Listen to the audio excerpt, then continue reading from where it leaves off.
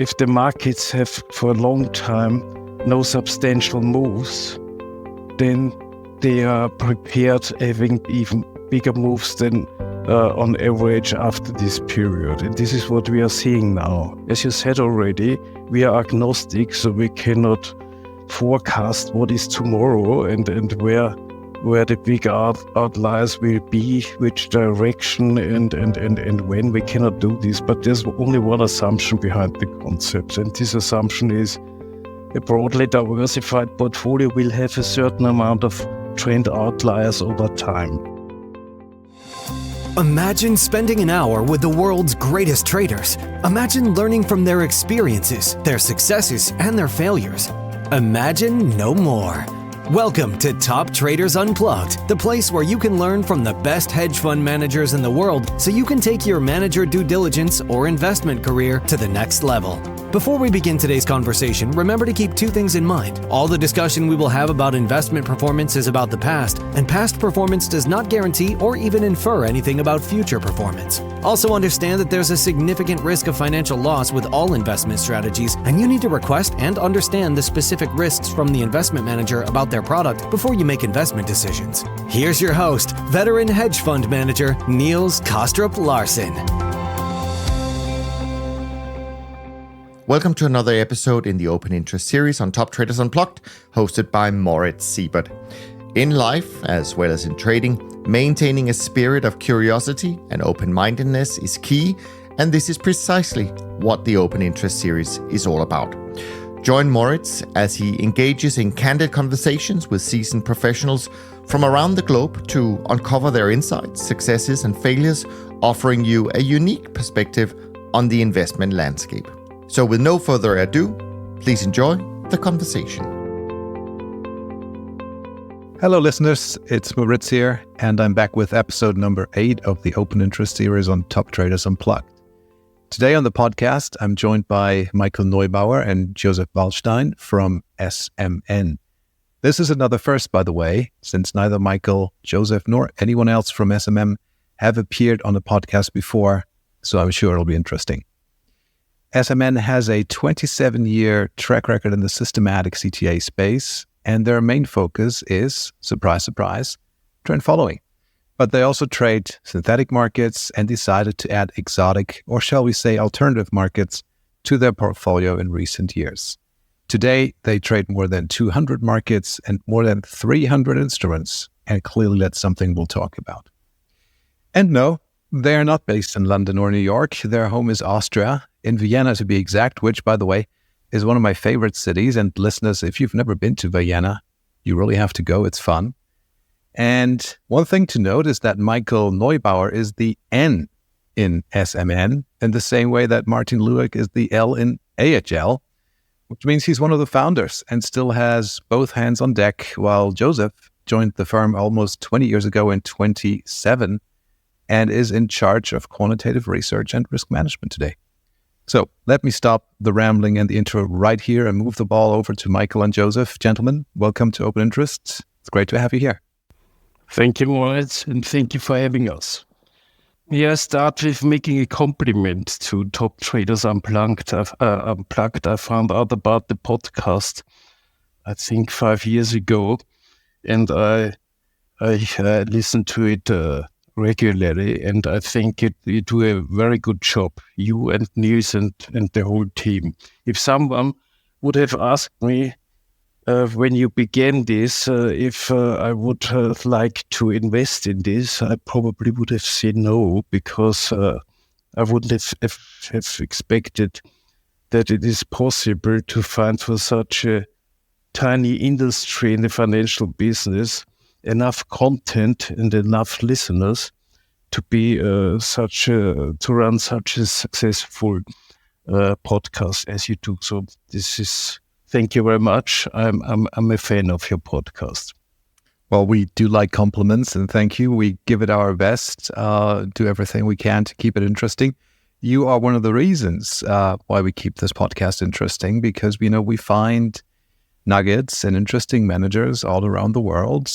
Some of them, like yourselves, have never appeared on a podcast before.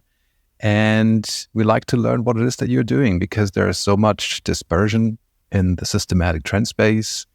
Clearly, we're not all doing the same things. We're not all trading the same markets. We're not all using the same methods. So it'll be interesting today to figure out what it is that distinguishes you. And, you've been doing this for 27 years, and you're still doing it.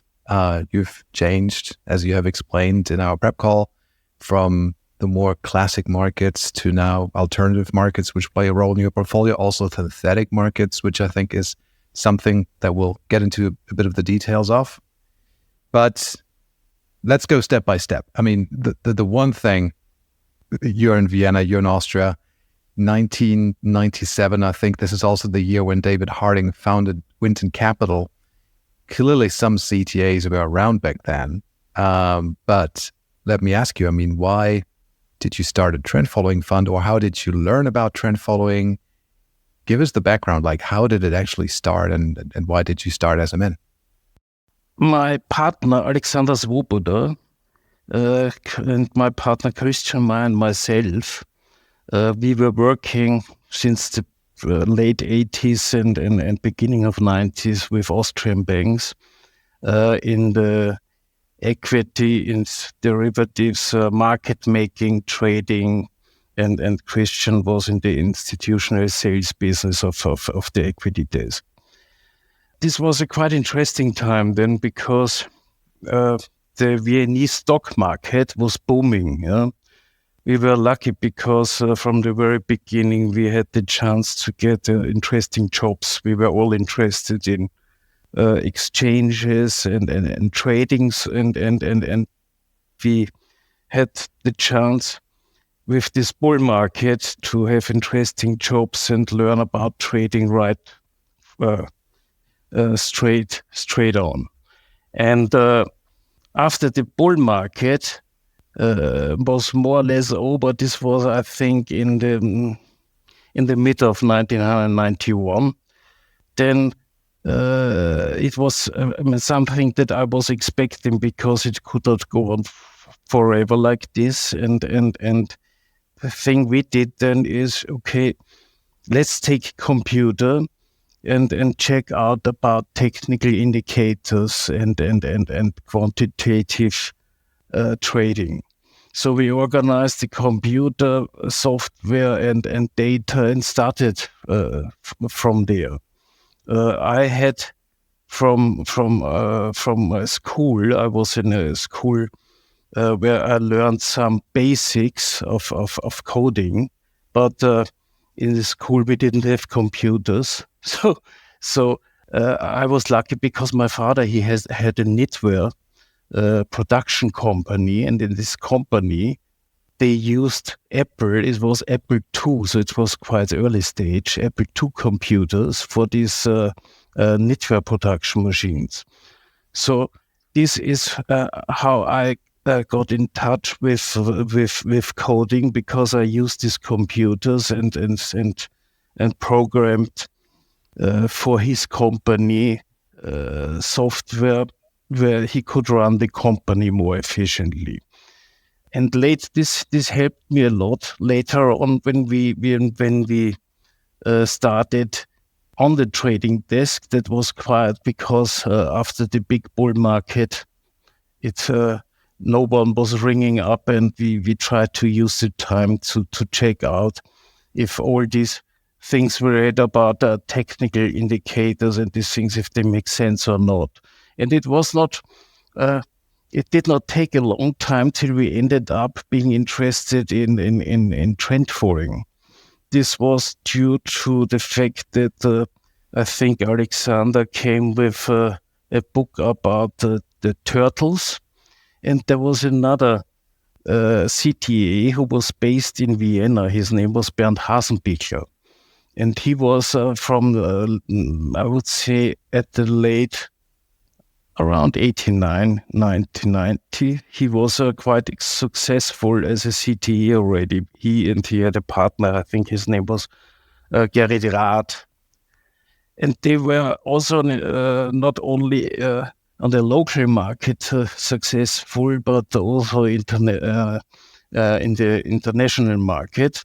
They had a very good performance and also for those days high assets under management. And I think this was a motivation as well, because we saw that the turtles were successful, other CTEs were successful. Even in Austria, there was a successful CTE, and this was one motivation. And on the other hand, it was the concept where we found the highest robustness. So then we started programming and learned how to fine-tune systems and what is important and what is not so important. And then our basic idea was then to do this for the bank. We had the guy who was the manager of this equity and securities business. He was supporting us, but then he changed and went to another bank. And I remember I had a discussion then with one of the board members, and I tried to explain him the concept. And at those times, this was a little bit difficult, because he came back with questions like, "But you want to trade currencies?" I said, "Yes, this is important because we need a diversified program." No? And he said, "But we have a department who is trading currencies. So you cannot trade currencies. And you want to trade commodities? What? You cannot trade commodities. We are not a commodity house."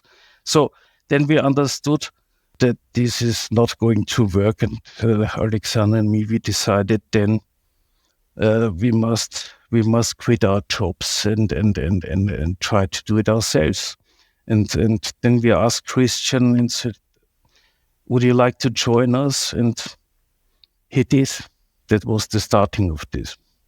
There you go. Sometimes this is what's needed. You can't do what you want to do at the firm you're working at, and you have to go out and do it yourself, right?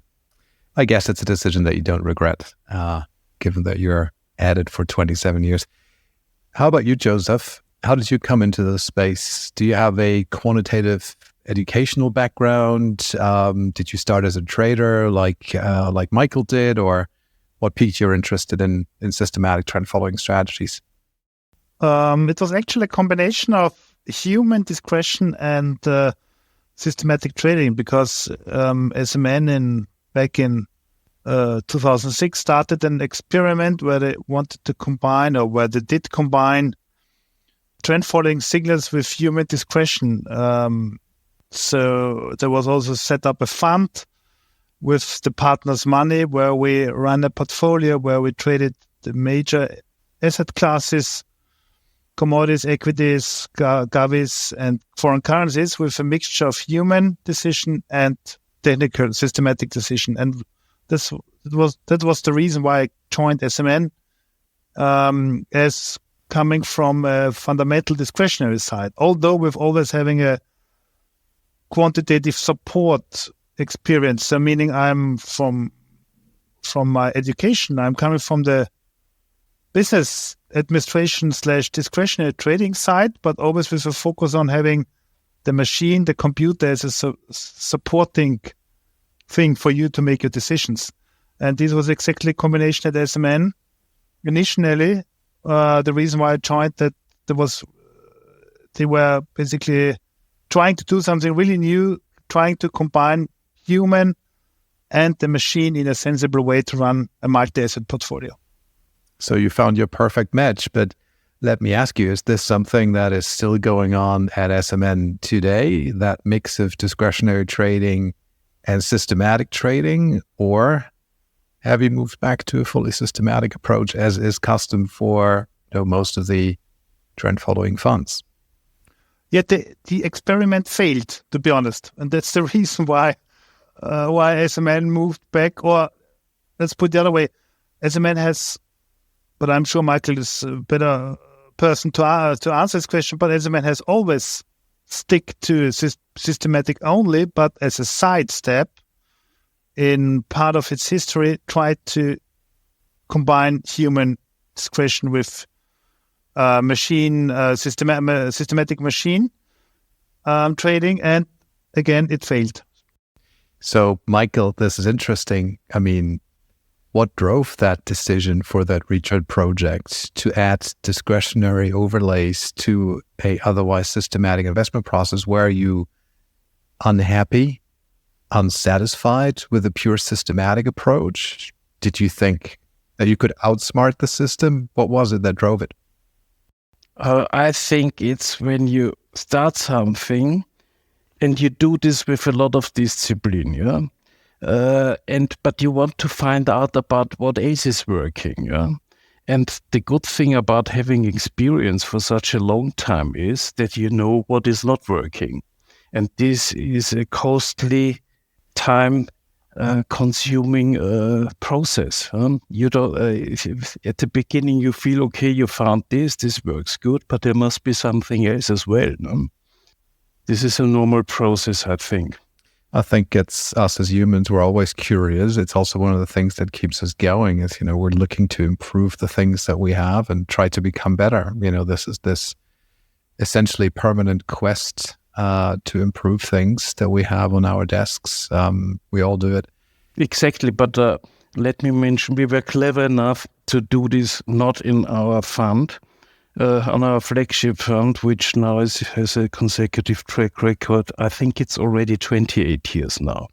And we did not do this because this would have been a style shift, and this is something you should never do. So going maybe a bit deeper, one of the things that we discussed on our prep call is dispersion in the systematic CTA space, the manager space. It's, by the way, something that we saw last year, something that we see this year. We were speaking about some of the reasons why that dispersion exists. And I think two things you mentioned is it could have to do, or probably does have to do with, you called it biased signals, which is that, long signals, for instance, might have a different weight than short signals. It can and does have to do with the markets that funds trade, the market universe. And you also mentioned position sizing techniques, not only the initial sizing of a position, but also the potentially ongoing modification of existing positions. So maybe we start there. Joseph, maybe you summarize that again for us. What do you think is the main driver of dispersion in our space? Out of the three components you mentioned, we think that the universe and the position sizing logic, they have more weight in differentiation than the third component, the signals. Why? Because the universe, as you mentioned, could be really broad or narrowly defined.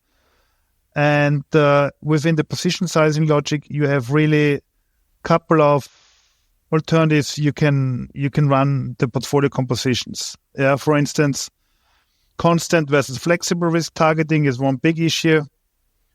And also you can either run your signals on the raw basis and then decide based on the signals, yes or no, how you construct your portfolio construction, or you take the actual value of the signals into account as well when you construct your portfolio. So they're really a broad way of constructing the portfolio. So I think, again, that the market universe and the position sizing logic carry more weight in when you have your dispersion around trend following managers. There is maybe one thing to add in terms of the signal generation, where you can have dispersion caused by signals as well, even in the medium to long-term trend following space. As you mentioned it already, the case of biased signals. So meaning giving more weight to long versus short signals, for instance, in the fixed income world or in the equity world. So this is an interesting topic because you are correct. Like when we look back over the past, say, 30 years or 40 years, or to the extent that you have data, you'll find out that the long-sided trades in equities and bonds have been performing so much better than the short-sided trades. Now, this observation changes when you look at currencies. It changes when you look at the commodities. But the statistical, say, evidence, at least for the past 30 years, is in existence for the fixed income and equity markets that the long-sided trades work better. So the question therefore is this realization, maybe could that trigger you or SMN as a firm to change the signals and say, okay, we are trading bias signals. We will put more weight onto the long-sided trades in equities and bonds because that is what we see. Obviously, you don't have a crystal ball. Nobody does have a crystal ball. We can't look into the future. Maybe in the future, short-sided equity trades and short-sided bond trades will work better again. Or would you say, no, this is not the scientific method, or let me phrase it differently. This is not our philosophy and style. We would put the same risk into long and short signals regardless of the instrument that we trade, period. How would you do that? Or how are you doing it?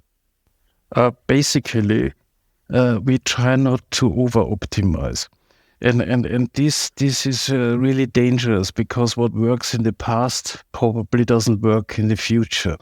Let me give you an example. For this year, the best market in a CTA portfolio was the market cocoa. This is a market that was produced more or less always negative returns over time. But if you don't accept that a market can change and you don't know where the next outlier will be, then you're overfitting. And this is very dangerous. So our concept is we don't know whether a trend is going up or down.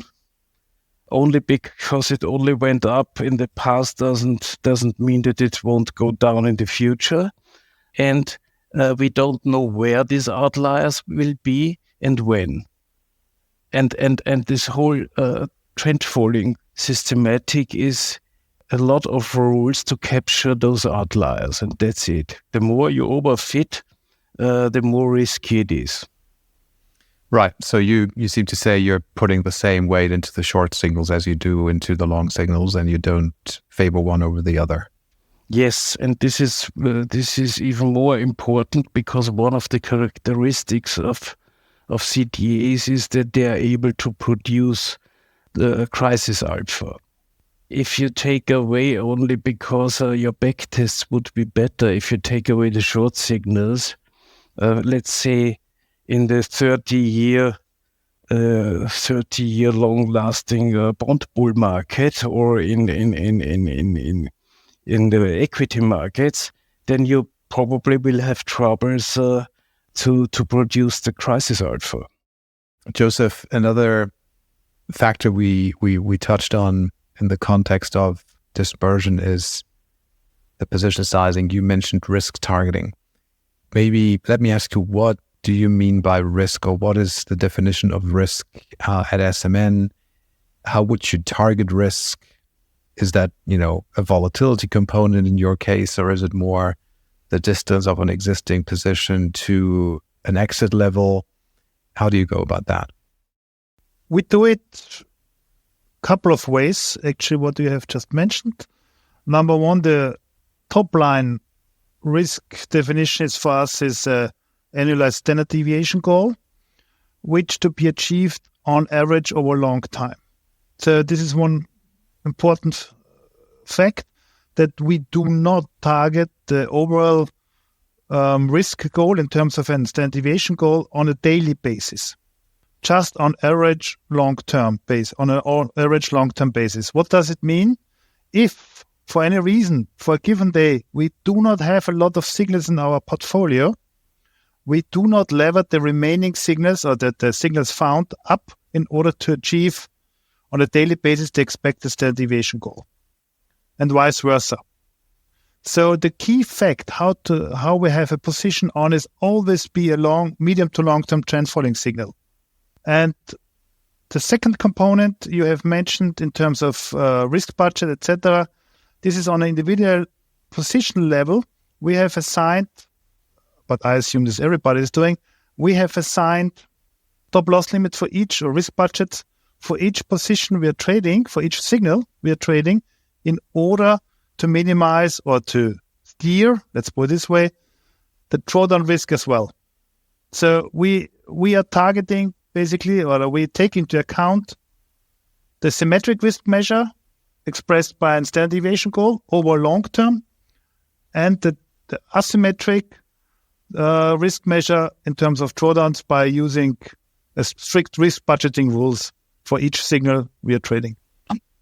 So the one with a drawdown, and you correct me if I interpret that incorrectly, but to use an example, and Michael, you've mentioned cocoa. So cocoa is in this parabolic up move. It has essentially moved from 2,000 per ton to more than $10,000 per ton on the front contract, and that move has happened so quickly that medium to long-term trend following managers will see the exit level for that position very likely still significantly below the current market price, which means there is this give back risk. Is this what you're targeting, that you say, like, okay, now we have, given the cocoa position that we had on at trade inception, it has moved so well, it has made so much money, but now there's such a distance between the last price and the exit that we need to reduce the lots that were long a little bit, or to whatever extent you do it, in order to keep the cocoa position within a certain risk budget and not have it completely dominate the portfolio. Is that the thinking? Yes, we do run our calculations on a daily basis, obviously, but we have, again, as a principle of our robust approach, we have limits in place which are rather broad, to be honest. So we do not account for every tiny move. So in case of cocoa, obviously, there has been a huge move in terms of price and associated price volatility. So we, or the systems, react on these developments by reducing the position size in case of a huge development in individual price development. But again, I want to emphasize huge development in individual price development, not on a tiny or regular basis. Got it. And then the last factor we mentioned is obviously the market universe. And I guess when you started, Michael, in 28 years ago, 1997, 1996, you started, I presume, with the traditional standard futures markets, and probably not that many, maybe 30, 40, 50, something like that. But, the main currency markets, equity index markets, bond markets, the largest commodity markets. But now clearly over time, and this is something that I'd like to get into, is you've added other markets to the portfolio. You're trading more than 200, you're trading more than 300 instruments. You've added some of the alternative or exotic commodity markets to the mix. So clearly you believe that there is a benefit from doing that. And you would probably agree when I said more markets is better. Would you agree with that? And less markets probably means that you have less of a chance of catching outlier moves in certain pockets of the market? Yes, definitely. I would agree to that. I think this market diversification is in our DNA. You mentioned that we probably started with a portfolio in 1996 of 30 markets, but actually it has, the portfolio consisted of 70 markets. So from the very beginning, it was very important for us to diversify the risk via markets. And as mentioned already before, the first 10 years, of course, we tried a lot also with systems and short-term systems. But it was around 2007 or 8 when we started to only concentrate on medium to long term, because we thought this is the thing that is most robust over time. And on the other hand, we tried to get an advantage by increasing the markets that we could trade in our portfolio. The first step for this was that we created markets as a combination of different markets, baskets or spreads, the basic idea behind this was if we can produce a curve with that looks different with two other curves, then we would get more diversification. So this was the start of the synthetics, so-called synthetic markets in our portfolio.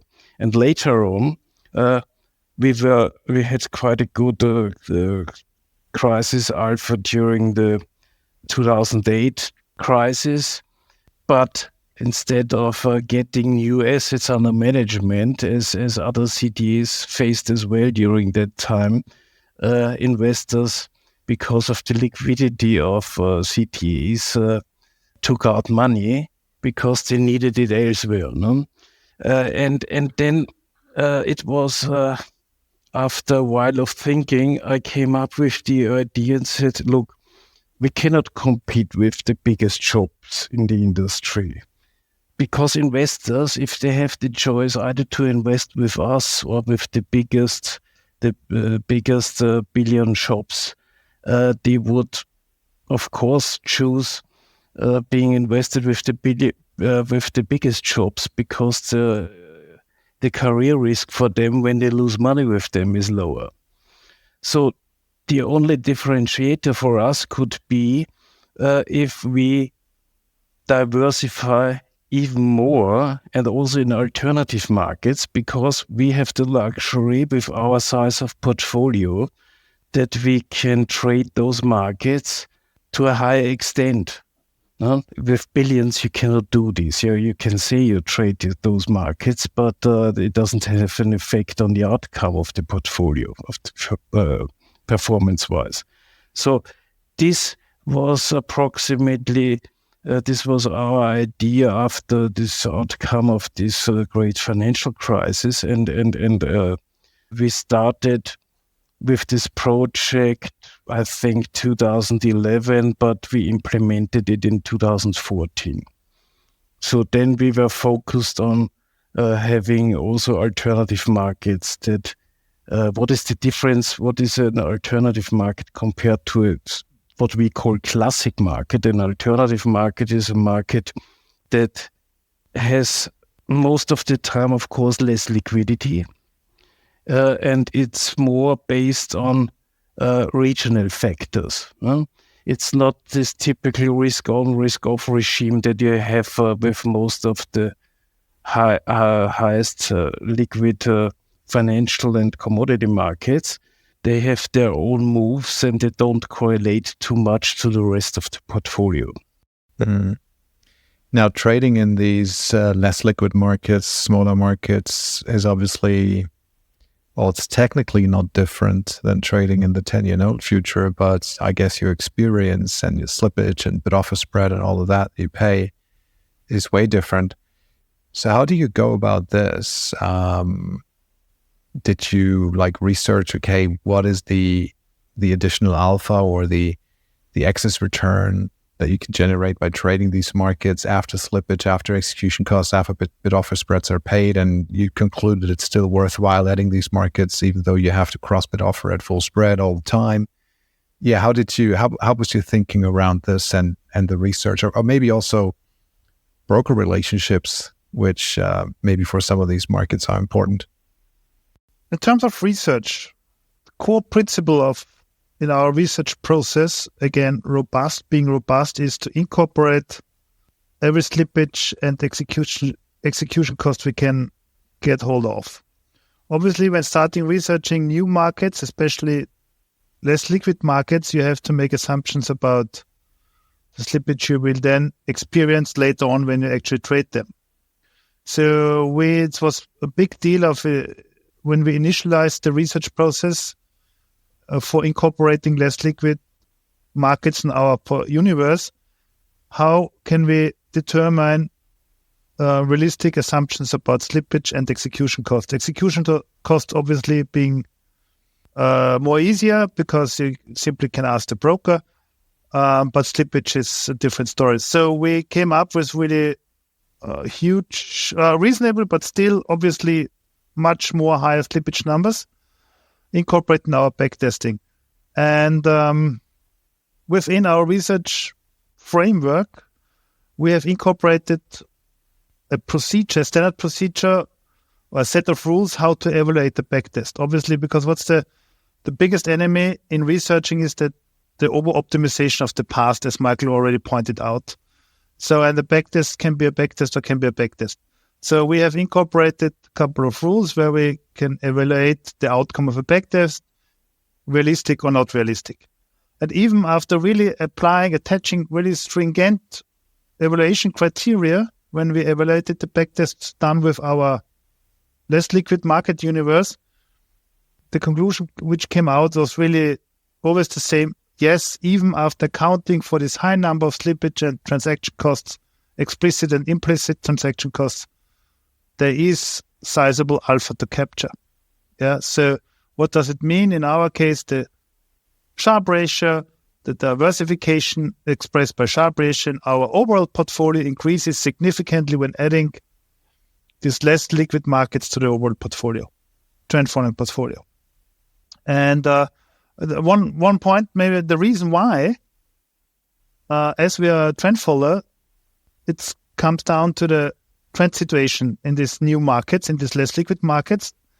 And to our opinion, and what we have seen, obviously, because that's the reason why we have achieved higher diversification, is that number one, the pricing behavior in these less liquid markets is more cycle-driven, because in our case, predominantly, but not only, but predominantly commodity markets, local commodity markets, more driven by local demand and supply, as compared to classic macroeconomic commodities, let's say. And these pricing behavior in more cycle, medium to long-term cycle, is the basis for our systems to more successfully capture pricing trends. And number two, these trends do not happen at the same time than with our classic universe, meaning decreasing correlation and increasing diversification in our overall portfolio. What would you say off the top of your head is the smallest and least liquid market that you trade? Non-fat, dry, and yeah, we're actually trading two sort of milks. And the other one would be cheese. Cheese, okay. And what's the slippage there? So I don't trade these markets. I have no experience with them. I should give it a look, I guess.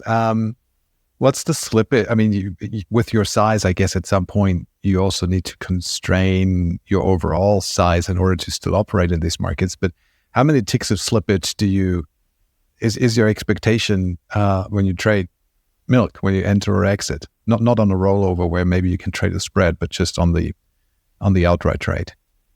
I don't have the number actually by head, but I would assume right now it's really, I think, 4 to 5 times larger than the classical ones. Yeah.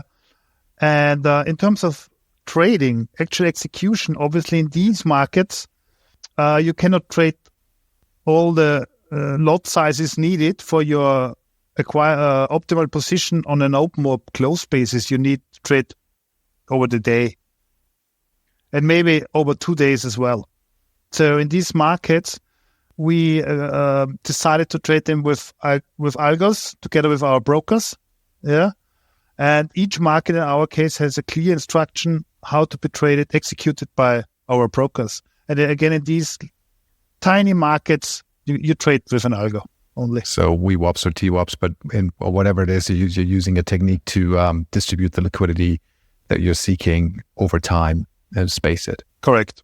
Right. Now, the other thing, synthetic markets that you've mentioned, and I read in an article about you in the Hedge Fund Journal that the synthetics make up about 20 to 25% of your overall risk budget. And that is meaningful, I would say.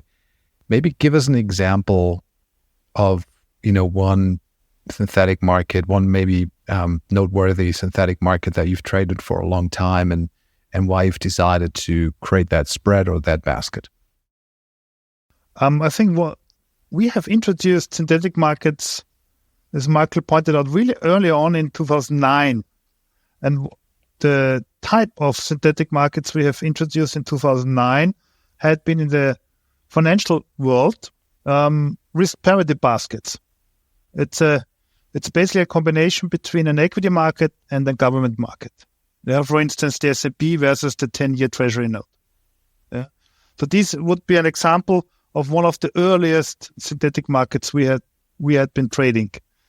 Recently, in 2014, when we introduced the structure alpha market, we are thinking decades, by the way, and not in years, is that where we introduced the structure alpha markets, meaning our definition, our naming of alternative markets, we introduced a lot of commodity markets, which we are using now as a component to a spread or a basket as well. For instance, a correlation spread where we trade two related commodities like cocoa versus London cocoa, or different wheat type of wheats.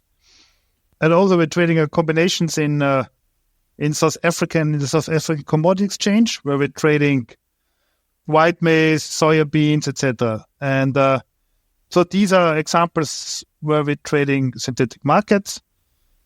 Yeah.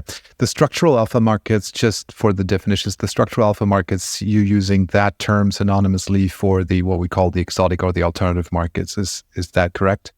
Correct. Right. Okay. Another, and then, before we conclude on the markets, missing from your portfolio, or maybe not missing from your portfolio, but from our discussion so far, are cash equities. Have you ever thought about this, breaking up the equity indices and equity index futures that you trade into their component parts or a segment of it in order to gain additional diversification benefit by trading sectors or trading single names? Of course, we thought about that already. We did not do this so far, but of course, this would we discussed this recently, and I think there would be a lot of possibilities for higher diversification as well. In our fund, it would mean that we would have to find either possibilities with derivatives, but then it's a question of counterparty risk, or we would have to change the prospectus in order to be able to trade equities as well. But this is an idea, that probably would give us more diversification, For example, just a simple idea that came up recently.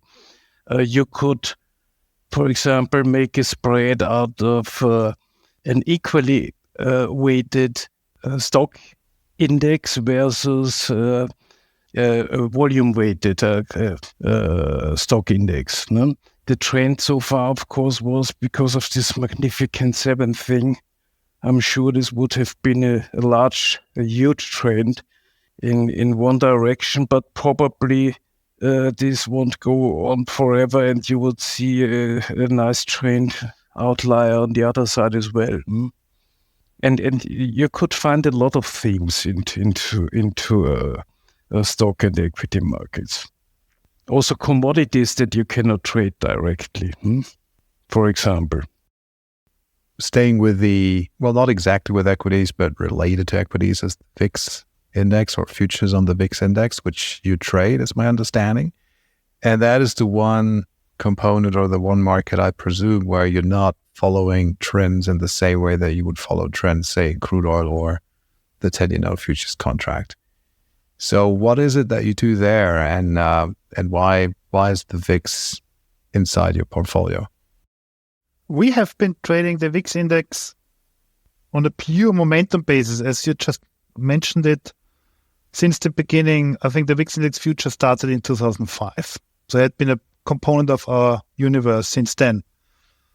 However, we saw that especially during the so-called lost decade for trend followers from the now famous 10 years, 2009 to 19, the behavior of the especially asset class volatility, in our case US equity volatility, the behavior was not the most optimal one for the way we traded the other markets. And in addition, again, as we are following a very robust research process, the asset class volatility is really different to all the other more directional asset classes we are trading and have been trading. So we started a research project how to trade the VIX index differently, but still related to price momentum, and came up in the beginning of 2000, ending of 2020, with a more enhanced momentum way to trade the VIX index, where we take into account, next to the price movement of volatility, so the volatility of volatility, actually also the shape of future and expected the state of spot and future volatility. So that's the way we have decided to change the way we trade the VIX, moving away a little bit from a pure momentum basis to a more enhanced momentum basis. Yeah, and I think you also mentioned that because of the risk characteristics of trading variance and its speed, and the way the VIX index can explode. This is the market where you're using intraday exiting methods, so you can quite frequently monitor. You do frequently monitor and take price snapshots of the curve and of the position that you have, and you would be doing a quick intraday exit if the position moved against you. Is that right? Correct. So we moved to basically hourly ticks in order to evaluate the structure of the current structure of the volatility, and also our signals, entry and exit signals. Correct. Right. As we're slowly but surely coming to an end, Michael, when you look back 28 years of track records now, we can't look forward. We can look forward, but we don't know what the future is going to hold. But how do you think our space is going to develop? What's your how do you see trend following developing? Do you think there's a risk of the strategy returns decaying, becoming under pressure, or would you say, it's more likely going to be an evergreen strategy that's always going to work, just episodic? Sometimes, you have these periods where there's underperformance, and then you have these periods like right now where there's a relative outperformance to the past. What's your outlook? Well, this is a question that we discussed already since the very beginning. No? For example, when we have drawdowns, or the industry has drawdowns, then investors always say, well, this doesn't work anymore, And when you have a couple of good years, then investors think, probably it's a good idea to have a small proportionate portfolios with CTAs as well. So this is nothing new. This was 30 years ago, it was the same question. So my opinion about this is, because it is so difficult to capture those outliers, this is something that cannot be arbitraged away. It probably can get more difficult because you could have more noise in the markets leading to more false signals. This is, of course, possible. But arbitraging away these big outliers is impossible, because there are other reasons for this than CTA trades. What we experienced in the industry with the so-called lost decade period, with the zero and negative interest rates and quantitative easing and money printing, with more or less no outliers, or a very low number of outliers, and difficulties in perform with such a strategy. I think this is something that was, on the one hand, it was artificial, and on the other hand, if it takes for a long time, if the markets have for a long time no substantial moves, then they are prepared having even bigger moves than on average after this period. And this is what we are seeing now. As you said already, we are agnostic, so we cannot forecast what is tomorrow and where the big outliers will be, which direction and when. We cannot do this. But there's only one assumption behind the concept, and this assumption is a broadly diversified portfolio will have a certain amount of trend outliers over time.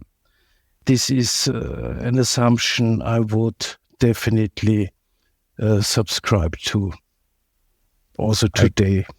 I confer, definitely. I think that's a good wrap up. Michael, Joseph, thank you very much, both of you, for coming on to the podcast today. I hope the two of you liked it. I certainly did. I hope that our listeners will like it and find it interesting. And as always, we'll put your contact and company details into the show notes. And please, listeners, if you have any questions, don't be shy and email them to info@toptradersunplugged.com, where we'll pick them up, forward them to Michael and Joseph, and we'll surely respond. So thanks very much for listening, and until next time on Open Interest. Thanks for listening to Top Traders Unplugged. If you feel you learned something of value from today's episode, the best way to stay updated is to go on over to iTunes and subscribe to the show so that you'll be sure to get all the new episodes as they're released. We have some amazing guests lined up for you, and to ensure our show continues to grow, please leave us an honest rating and review in iTunes. It only takes a minute, and it's the best way to show us you love the podcast. We'll see you next time on Top Traders Unplugged.